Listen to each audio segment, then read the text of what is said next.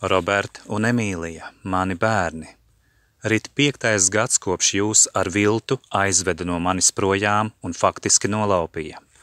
Apdomājot šo situāciju, man radās vēl kāda ideja. Es aicinu jūs, mani bērni, pierakstīt katru dienu, kā jums ir klājies.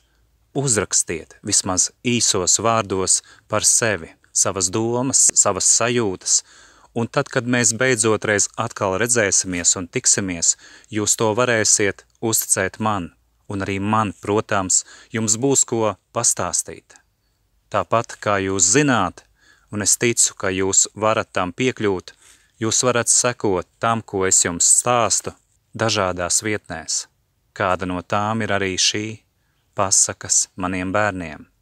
Ja agrāk stāstus es jums stāstīju klātienē, tad tagad jau vairākus gadus man to nākas darīt šādā veidā, un tas šobrīd ir vienīgais veids, kā es varu jums nodot kādu ziņu, saprotot to, ka man nav zināma vieta, kur jūs dzīvojat, un kā ar jums varētu sazināties situācijā, kad jūsu mātes tālrunis un mātes radinieku tālrunis ir nobloķēts. Vai arī tie, kuru tālrunis vēl nav nobloķēts, ir izvēlējušies nesniegt man ziņas par jums, mani mīļie bērni.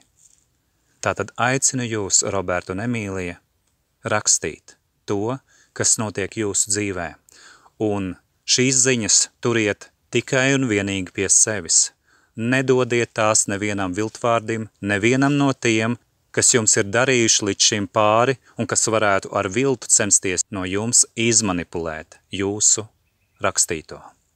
Es jūsu tētis turpinu jūs meklēt arī šajā 2025. gadā.